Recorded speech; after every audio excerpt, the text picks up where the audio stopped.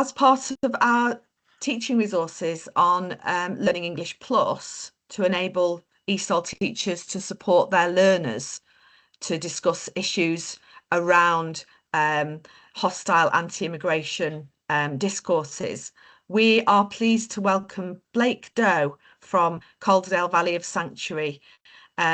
Blake is Membership Engagement Lead, and they are going to talk about the benefits of schools, colleges, and other education organisations having sanctuary status. So, Blake, welcome. Thanks for having me. Would you like to tell us what benefits are there to becoming a place of sanctuary? The Sanctuary Award is an award that's recognised nationally. It's designed by City of Sanctuary UK, and then they have local groups that deliver it. So we are the local group for Calderdale, for instance.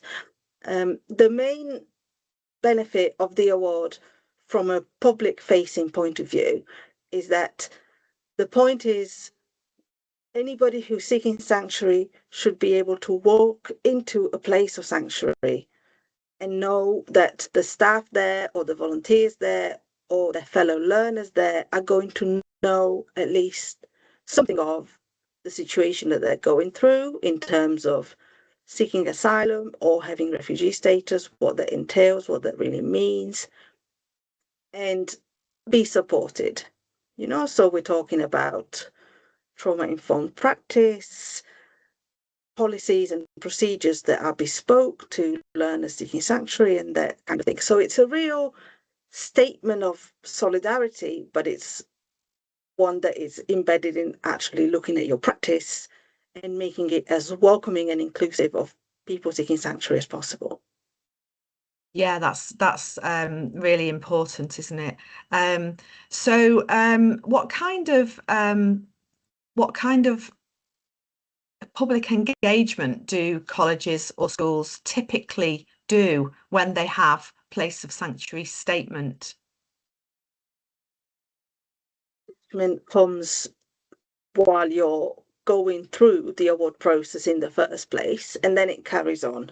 Because it's important to note that the award lasts 3 years and then it needs to be renewed. And that's because if you have a change of faculty, and obviously you have change of learners all the time because that's the nature of educational institutions, you don't want to get complacent and do your training and you're looking at policies and processes once and maybe then have lots of personnel change. That means the new incomers have no idea about any of this, but you've still got the award. So in terms of public engagement, it really depends on the situation of the institution, but it could be things like organising focus groups, for example, with students who are seeking sanctuary or with even other people in your community that are not internal to the educational institution that are seeking sanctuary, to really find out what is their experience, what are the barriers maybe that they might face in terms of admission, in terms of progression, retention.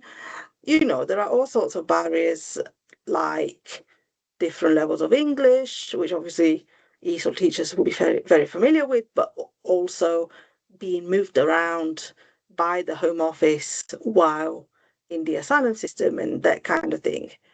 And there's also a real emphasis on collaborating with other awarded institutions at the local level and also other awarded institution of your particular sector at the national level, which is something that City of Sanctuary UK organises. So a specific network for colleges, a specific network for schools, a specific network for local authorities, and so on. Yeah.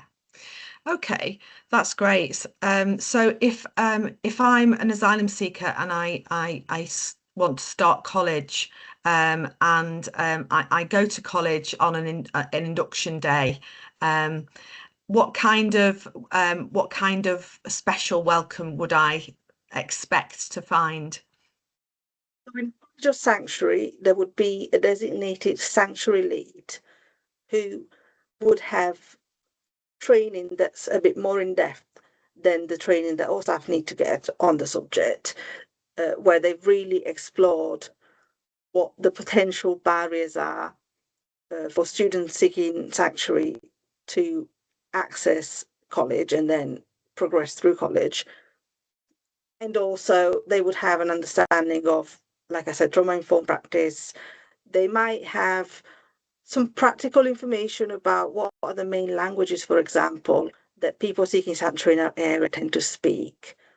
That kind of thing seems quite basic, but actually it's very important because, for example, if you have that information, you could think about translating your signage or your booklets and prospectuses in those languages or your website, because obviously you can't translate into every language in the world. So it's very useful information to know that maybe Tigrinya, Farsi, and Kurdish might be more commonly spoken than, I don't know, some other languages from the same area of the world in your particular community. Yeah, yeah. And then as this person progresses through their educational journey, can they expect any particular pathways to have been set up for asylum seekers, for example, through a college?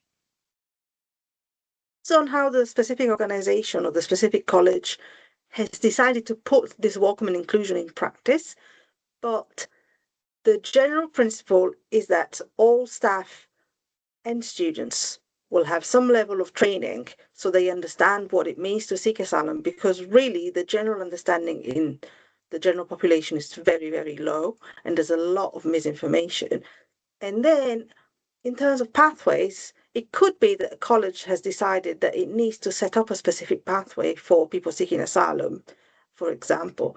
But it could also mean, and in a sense, I find this even more important and crucial, that it's looked at its pathways for anybody and thought about, if somebody seeking sanctuary wanted to come on this pathway, how would we make sure that they are supported and they could access it, progress through it, and gain a qualification at the end of it. So, for example, if we're talking about teaching English as an additional language, it's things like thinking about who your audience might be, who is in your community. And if we're thinking about Halifax as an example, if you're teaching English as an additional language, your community is likely to be partly people in the asylum system, people with refugee status, and then people who have come on other kinds of visas, or even who maybe were born in the UK but don't have English as a primary language at home.